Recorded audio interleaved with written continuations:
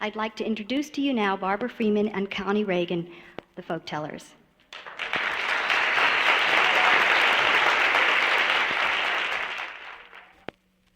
It seems that a lot of us are really drawn to the kind of scary stories, the ones that make the hair on the back of your neck raise up a little bit.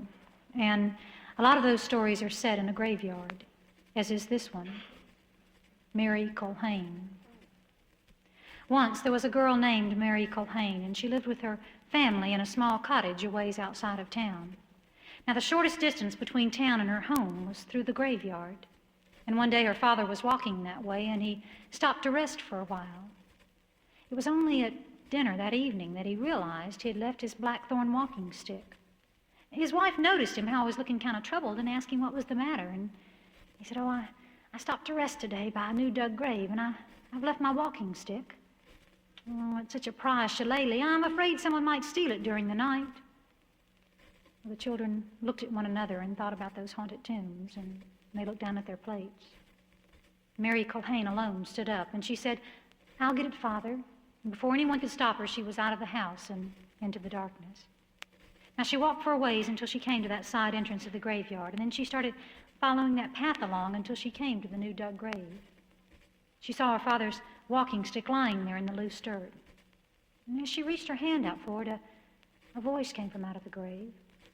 "Leave the blackthorn, Mary Culhane, and help me out of this hole." Mary was really frightened, but a power took hold of her and drew her to the edge of that pit, and she looked down. "Help me out of this hole." But Mary couldn't move, and that thing climbed out of that grave and climbed onto Mary's back and put one hand around her neck and with the other pointed a finger for her to walk away from those graves. Well, Mary was in kind of a daze, and she walked for a while. That weight was getting so heavy on her back. Finally, she stopped. She could go no further. "Walk on, Mary Culhane." And Mary Culhane walked on. Finally, they came into the town where the houses were set side by side, kind of in rows up and down the street. And he pointed for her to go into the first house. As they got close to the door, he said, "We can't go in here. I smell the smell of holy water." And so they went to the second house. And as they got close to that door again, he said, "We can't go in here. I smell the smell of holy water." And so she took him to the third. And as they got close to that door, he said, "There is no holy water here." And so they went inside. And Mary took that dead man from her back, and she set him in a chair beside the hearth. And then he told her, he said, "Now find me something to eat and drink." Well, she went to the kitchen, and after a while she came back and she brought a bowl of oatmeal. "And where is something to drink?" And then she told him, she said, "There's nothing to drink but dirty water." He flew into a rage. "Bring me a razor and a dish." And she did as he said. Then once again he climbed onto her back, and he pointed for her to go up the stairs to the second floor. When they got to the top of the landing, he motioned for her to go into the first room where there were 3 young brothers lying asleep. Well, he took that razor and that dead man, he cut the fingers of each of those boys, and he let that blood drop into that dish. And with the first drop, the flush left their faces. And with the second, their breathing stopped. And with the third, they were as cold and white as the corpse himself. "That's for leaving no clean water," he said. And then once again he climbed onto Mary's back, and she took him downstairs. "Now bring me 2 dishes and 2 spoons. And after she had done that, he mixed that blood and oatmeal together and divided it into 2 portions, handed her part, and said, "Now you eat this." And he proceeded to gobble his own. Well, while he wasn't looking, Mary took the kerchief that was around her hair, and she untied it and tied it quickly around her neck. And while she pretended to eat that mixture instead, she let it drop down into that kerchief. Well, he was so busy gobbling his own, he didn't even notice. And after a while, he looked up and he said, "And are you finished?" And Mary said that yes, she was. "Then take me back to where you found me." Well, Mary quaked at the thought of leaving. She was so exhausted, but she found the strength from somewhere, and she got up and she began clearing the table so she'd leave no sign that they'd been there. Now, she was afraid that he might smell that oatmeal around her neck, so while her back was turned, she untied the scarf and rolled it up and put it up into the cupboard. And then once again he climbed onto her back and they walked out of the house. Now he pointed for her to go back a different way, a shortcut through the woods. And after they'd been walking for a while, Mary asked, she said, "Is there any cure for those 3 young boys?" And he laughed and said, "There is none, for we have eaten it. But if any of that blood and oatmeal had been placed in their mouths, they'd be alive and never known of their deaths. But there is no way now." And on they walked. After a while, he pointed to a field over to the side that had 3 stone heaps in it. And he said, "Underneath each of those stone heaps there lies gold. But no one knows of it except the dead." And Mary shivered to hear that, for she knew that she was not dead. And on they walked. And then she stopped. She thought she heard the crow of a rooster. "Ah, that is no rooster crowing. That is only a lamb bleating for its mother. Now hurry on." And on they walked. Finally, they came to the back entrance of the graveyard, and they followed the path along for a ways, and that weight was getting heavier and heavier, and she stopped again. She thought she heard the rooster crow. "Ah, that is no rooster crowing. That is only an owl. Hurry on." But she felt him tighten around her, and she was weaker, and she went slower and slower, and finally she came to that new dug grave.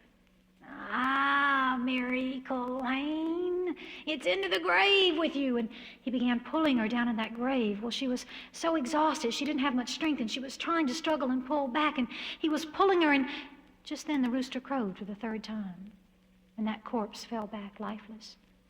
And with his last breath he said, "Ah, Mary Culhane, if I had known the rooster would crow 3 times before I had you in the grave, I would never have told you of the gold." And he was silent. Well, Mary took the lid to the coffin there, and she put it down as tightly as she could, and then she picked up her father's blackthorn walking stick, and she headed for home. The first light of dawn was just coming into the sky when she reached the cottage. Everything was very quiet. She walked in and she set the walking stick beside the hearth, and then she fell into bed exhausted. Well, about mid-morning, she was awakened to her mother's rough shaking. "Get out of bed, you lazy girl. Here you are still asleep, and the sons of our neighbors have died last night. Get up, we must go to their wake." And she rolled over and she said, "Then go without me, for I am sick with weariness." And her mother saw that she was as pale as the sheets themselves. So she covered her back up again, and the mother and the rest of the family left the house and went to the neighbors. Well, around noon, Mary finally got out of bed, still very tired, and she fixed herself just a little bit to eat, and then she headed for the neighbor's place. When she got there, there was a lot of people gathered around, all the friends and neighbors and family. And she worked her way among them until she found the parents. And when she saw them, she said, "There's no need to be upset." And they looked at her and said, "No need to be upset. Our sons have died last night, and you say no need to be upset?" And she said, "What would you give if someone could bring them back to life?" And they looked at her and said, "This is no time for such cruel jokes." And they turned to leave. And she said, No, wait. Would you give that field with the 3 stone heaps if I can bring them back to life?" And they said, we would give that and more, but you can't bring the dead back to the living." And she said, "Put it in writing that she would give me that field." Now, they took her for crazy, but they did as she said, and then she told everyone to leave the house. Once it was empty, she went to that cupboard, and she got that oatmeal and blood mixture in that kerchief, and she got a spoon, and she went up the stairs. And she took some of that mixture, and she put it into the mouths of each of those boys. And with the first bite, the warmth came back to their bodies. And with the second, the flush. And with the third, they were breathing and deep asleep. Well, she called the parents and told everyone else to come in also. And she turned to the parents and she said, "Now call each son by his name." And they did. And each boy sat up in bed, and they were amazed to find all of these people gathered around.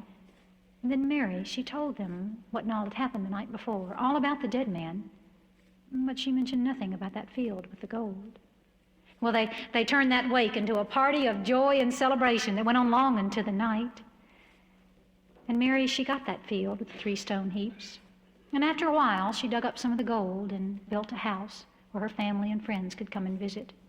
And she lived a long and happy life. But she was always very careful to keep plenty of holy water by the door. And you know, she never again fixed oatmeal. Mary Culhane.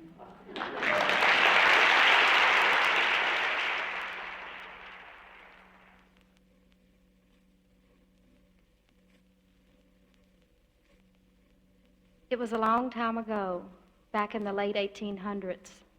There was a family of 4, mother and a father, son and a daughter. They lived in the western part of the county, back in the foothills. The daughter was beautiful. She was 17 years old. Her hair was long and willowy, and it looked like sunlight on ripened grain. Her cheeks always had a red flush to them, but she used nothing for color, except every now and then when she'd go to a square dance, she might pinch her cheeks just a little. One May morning, the young girl took ill.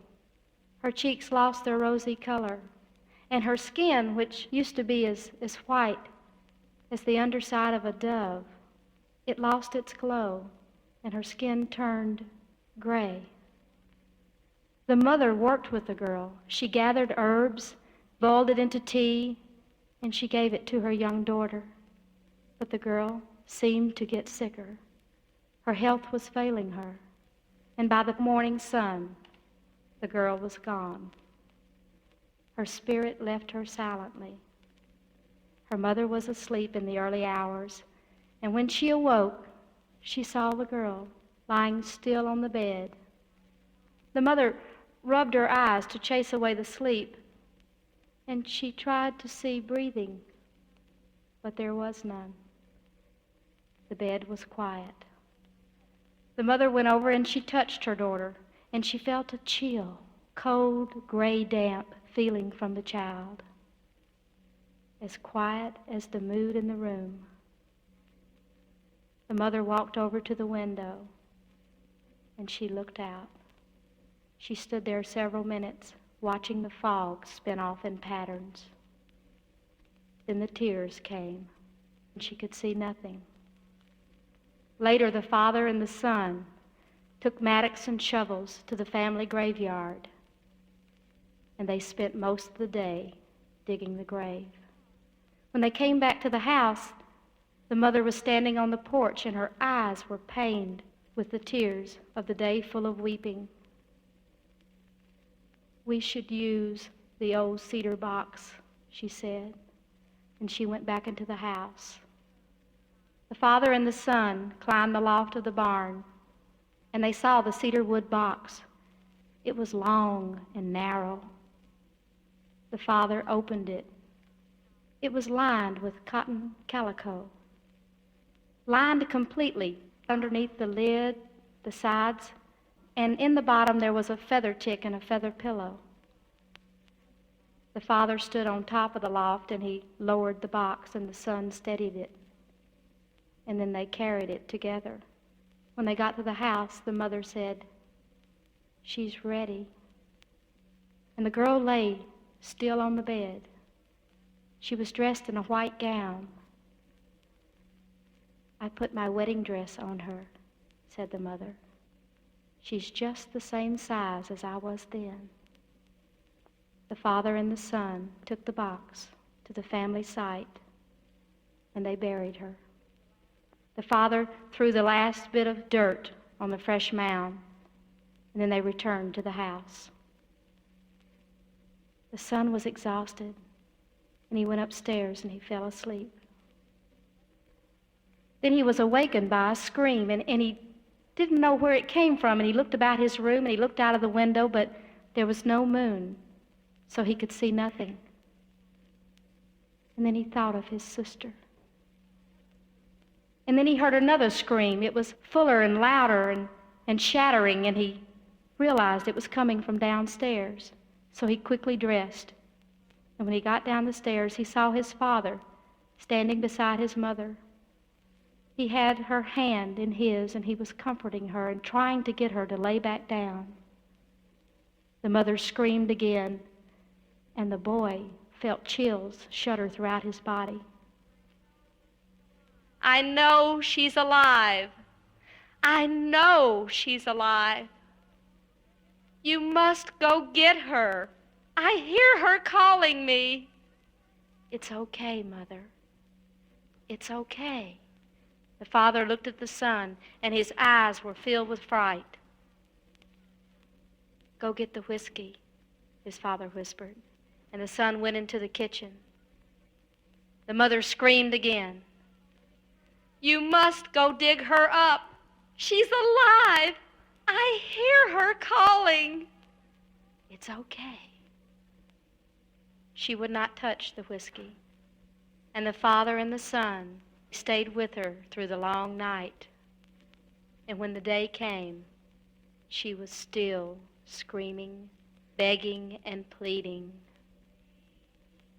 Please, please, please go get her.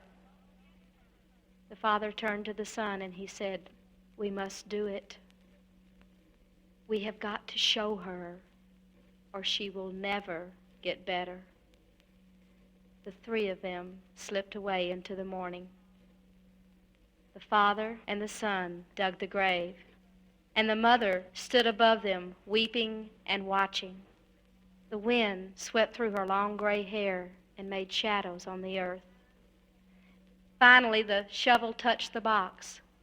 They worked ropes under it and pulled it up. And the father took the end of the shovel and he began to pry the lid. The very nails he had nailed down just the day before squeaked, and then they strained, but he worked the coffin lid loose. The father looked at the mother, and then he slowly lifted the lid of the coffin. The father dropped the shovel and he stepped back. The mother shook her head and the tears came heavier, and the son fell to his knees in the dirt. She lay quiet. Her dress was torn at the neck, and her face, no longer beautiful, was contorted and twisted with past pain. Her fingertips were covered with blood, and the end of her fingernails were gone. The calico cotton lining of the coffin was shredded, and there were fingernail marks deeply carved in the wood underneath. Calico Coffin. That, wait a minute.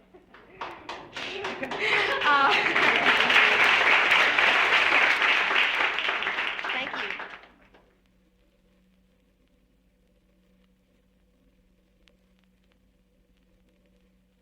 This one I kind of need your help on, a little bit of audience participation here. Ooh.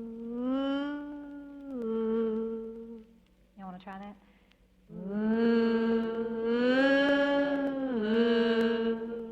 Sounds cool, right? Get a bus and take them with us.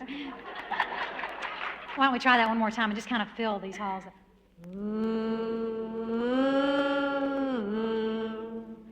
There was an old woman, all skin and bones. Ooh.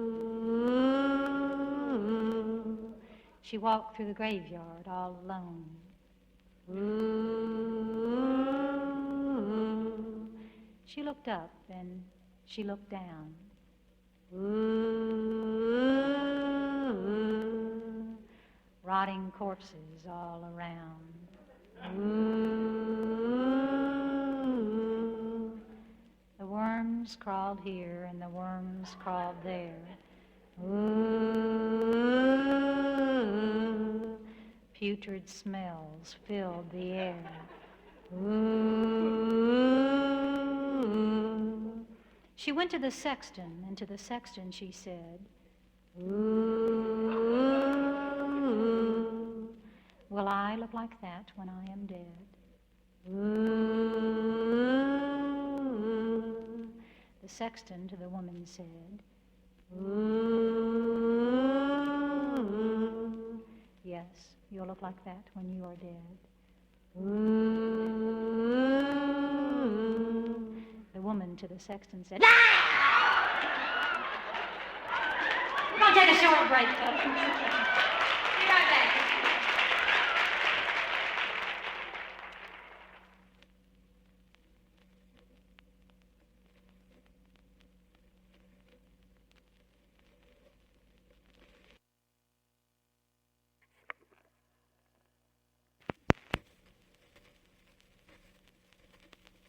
I'd like to share a secret with you. Some of you may need it sometime. It's how to turn into a witch. What you have to do is start with just a little grain of jealousy. You have to be envious of someone, and you have to want what they've got and think that if you had it, you'd be so much better with it than they are. Now, you can be a father or a mother, and when your child comes home from school, you just turn to them and say, "How come your reports aren't as good as my sister's children's reports? You're just not trying. You're stupid." You can't even go to the movies without feeling jealous. Oh, I could do a film as good as that Star Wars. Just get myself some few Frisbees and send them up and some firecrackers. It'd be no big deal, but I don't want to put in that kind of time or energy.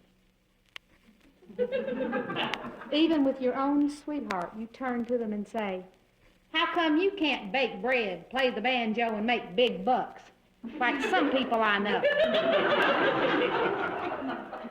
You just have no talent, and you're not trying, and you're stupid."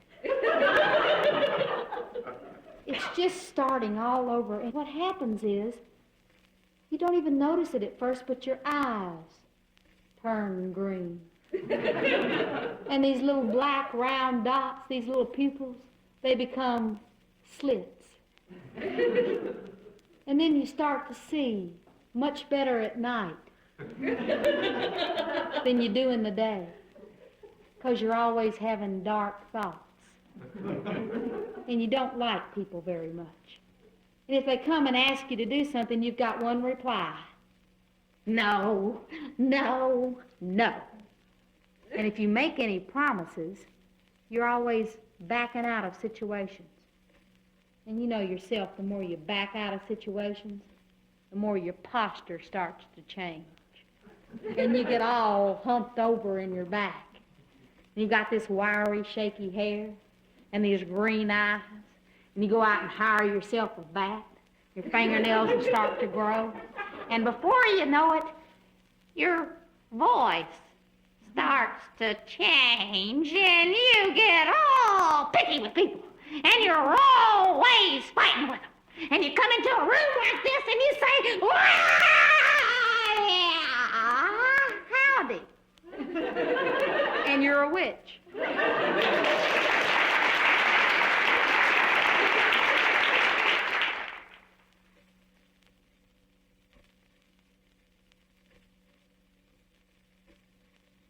I'd like to tell you a story that comes from England. Now, the way I heard it, it was a wild, isolated land, way out in the moors. One day, a stranger came to a village out there, said his name was Mr. Fox. Some people called him Rainadine. He was a tall, good-looking man, and he had red hair and a big, bushy red mustache. And as was the custom of the day, he used to go around the village in the afternoons and court the young women there. There'd always be a chaperone, usually a parent. Well, there was one woman that really took his fancy. Mary was her name. And Mary was an orphan child. She didn't have any parents, but she had 4 brothers. So whenever Mr. Fox came to court, which was about once a month in the beginning, one of the brothers would always be there. And they would sit and talk and have tea. Mary really started to like Mr. Fox. He was a lot more interesting than the boys who usually came around, and he'd been to faraway lands, and he knew a lot of different people, and he knew strange languages. Well, before long, he was coming there about once a week, usually on a Tuesday. And after some time, Mr. Fox said, "You know, Mary, I've been coming to visit you, and you've never been to visit me." Mary said, "Well, Mr. Fox, I don't believe I know where you live. As a matter of fact, I don't think anyone around here knows where you live."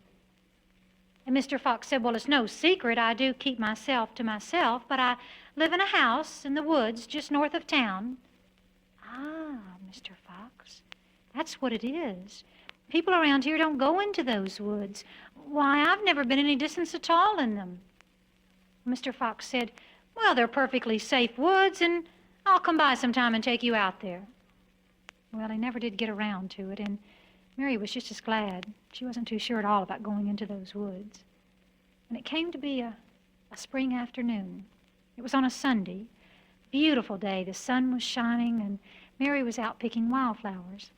She was kind of wandering some and daydreaming and picking a few more, mostly bluebells, and they kind of grow in clumps. And she was wandering along, and without knowing it, she had gotten into the woods north of town. Now, she wasn't really lost. She knew she just had to head back south to get home, but she had clearly gone a lot deeper than she had planned. She looked around, and she noticed a little clearing off to the side, and she thought perhaps she could go over there and kind of get her bearings with the sun and maybe find a path heading back home south. Well, she walked, and when she got to the edge of that clearing, at the far end, she saw an old Tudor-style house with a big beam set in it. And she thought, that must be Mr. Fox's house. Well, he did invite me for tea, and I'm sure he'd know the best way home.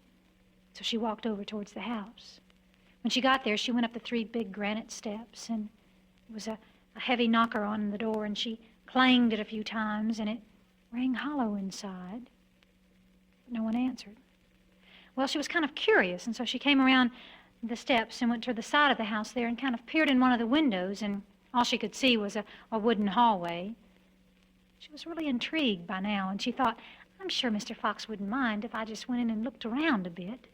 So she came back around, and she went up those steps, and something caught her eye, and she looked up, and she saw that there were some words carved in the lintel above the door. And the words said, "Be bold, be bold." She thought, that's an odd welcome, and she tried the door, and it was open, and she walked in, and she found herself in that hallway with doors leading off to the side, and right in front of her there was a broad staircase leading up to a long gallery that was just filled with windows, and the sun was pouring in those windows. And it was the kind of staircase that made you want to walk up it, pretending that you're very rich and very grand, perhaps that you have on a long dress or maybe a waistcoat, or well, that's exactly what Mary did. She walked up it pretending that she was very elegant, and she got to the top there, and that sun just pouring in those windows. She was still in kind of a daydreaming mood, and she noticed another door at the far end of the hall. And she thought that must be Mr. Fox's bedroom. So she walked down towards it, and as she got closer, she saw that there were more words carved in the lintel above it. And these words said, be bold, but not too bold. And she tried the door, and it was his bedroom, and it was kind of dark inside. The curtains were drawn, and a large room. Over to one side there was a brass bed, and right next to it there was a mahogany washstand with a porcelain bowl and pitcher. And what really caught her eye was another door. And she thought, that must be Mr. Fox's closet. Oh, he's such a fine dresser. I'd love to see some of his clothes. So she walked over towards it. And as she got close, she saw that there were more words carved above it. And these words said, be bold, but not too bold, lest that your heart's blood should run cold. She opened that door, and it was pitch black inside, and it took a while for her eyes to adjust to that darkness. And once they did, she saw what appeared to be 3 bathtubs. And the first, it was filled with a dark liquid, and she tasted it, and it tasted of human blood.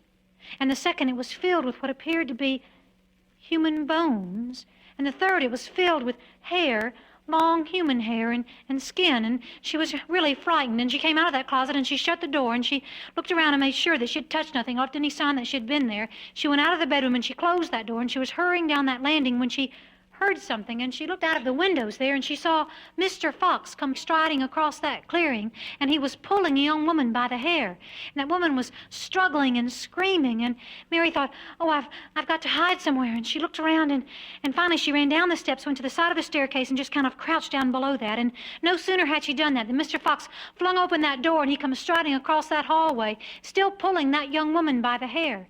He started up the staircase, and about halfway up, that woman was struggling, so she reached out and she grabbed hold of that banister, and that Mr. Fox, that Reina-Dine, without breaking a stride, he pulled out his sword and hacked off her hand at the wrist, went right on up the staircase, down the hallway, and into his room, and all was quiet. Well, that hand had fallen into Mary's lap, and she picked it up in her apron, and she ran out of that house and ran home south as fast as she could. Well, that was on a Sunday, and on Tuesday, Mr. Fox came to court. Mary made sure all 4 of her brothers were there. They were sitting and having tea, and after a while, Mr. Fox said, you know, Mary, you're not very talkative. Is anything the matter? And Mary said, "Well, Mr. Fox, I've been having a bad dream, and I've not been getting much sleep." And Mr. Fox said, "Well, you know, I've traveled the world, and I've read many dreams. Perhaps if you tell me yours, I'll be able to help you." And Mary said, "Well, Mr. Fox, I dreamed I was out picking wildflowers when I came to an old house. And I dreamed I went up the steps of that house, and I saw some words carved in the lintel above the door. And the words said, 'Be bold, be bold.' And I dreamed I went into that house and up a staircase and came to another door with more words carved above it. And these words said, 'Be bold, but not too bold.' And I dreamed I went in through that door and I came to still another door with more words carved above it. And these words said, 'Be bold, but not too bold, lest that your heart's blood should run cold.' And Mr. Fox said, 'But surely it was not so, and it is not so.' And Mary said, 'But that is the way it was in my dream, Mr. Fox. And I dreamed I opened that third door, and there were 3 vats inside. And the first was filled with human blood, and the second was filled with human bones, and the third was filled with human hair and skin.' And Mr. Fox said, 'But surely it was not so, and it is not so.' And Mary said, 'But that is the way it was in my dream, Mr. Fox. And I dreamed I came out of that closet, and I shut the door, and I went out of the bedroom and closed that door, and I was hurrying down the landing when I saw you, Mr. Fox, come striding across the clearing outside, and you were pulling a young woman by the hair. And I dreamed I saw you come through that front door and start up that staircase, still pulling that young woman, and about halfway up she was struggling and screaming so, and she reached out and grabbed hold of that banister, and you, Mr. Fox, drew out your sword and hacked off her hand at the wrist and went on up the staircase and into your room.' And by this time, Mr. Fox was on his feet, and he said, 'But surely it was not so, and it is not so, and God forbid that it should be so.' And Mary very quietly took that hand from under her apron. She put it on Mr. Fox's plate, looked him straight in the eye, and said, 'But Mr. Fox, it was so, and it is so, and here's the very hand to show.' And the 4 brothers, they took him out back, and they killed him. And I shan't tell you how, lest that your heart's blood should run cold. Mr. Fox."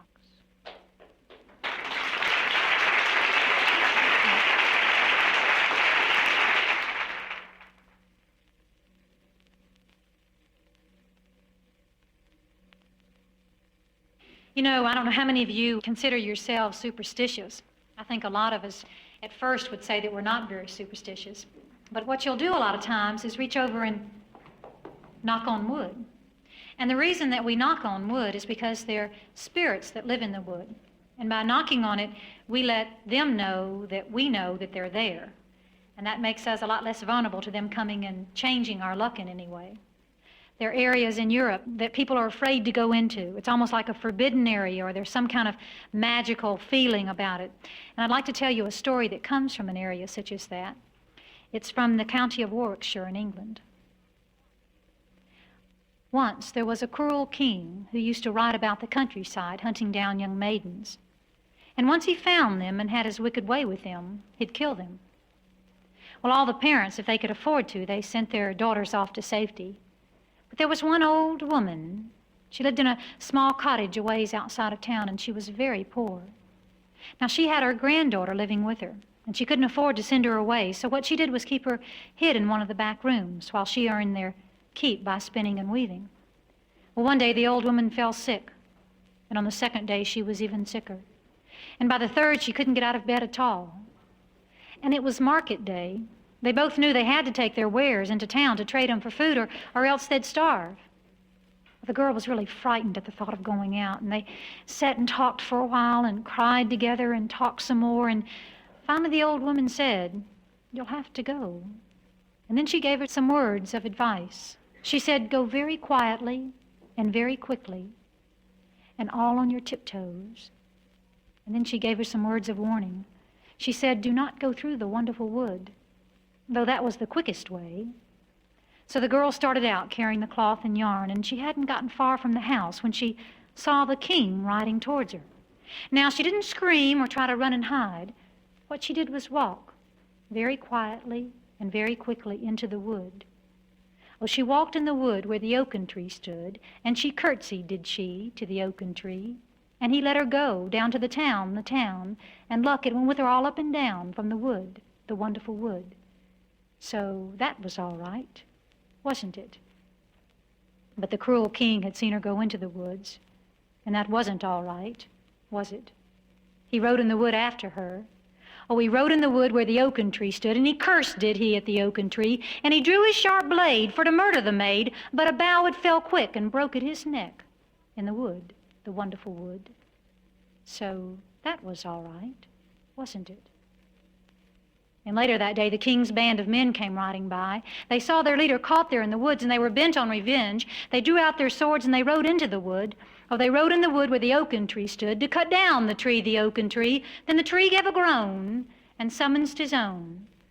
For the trees closed about, and they never got out of the wood, the wonderful wood. So that was all right, wasn't it? The wonderful wood. Thank you.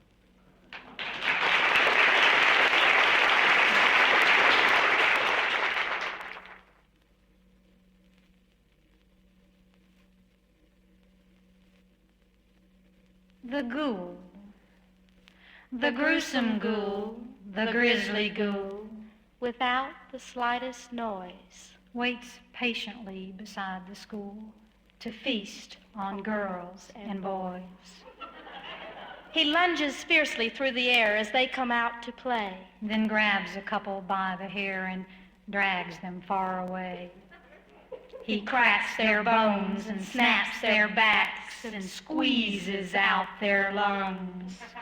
He chews their thumbs like candy snacks and pulls apart their tongues. He slices their stomachs and bites their hearts and tears their flesh to shreds. He swallows their toes like toasted tarts and gobbles down their heads. Fingers, elbows, hands and knees, and arms and legs and feet. He eats them with delight and ease, for every part's a treat. And when the gruesome grisly ghoul has nothing left to chew, he hurries here, and waits, perhaps, for you, the ghoul.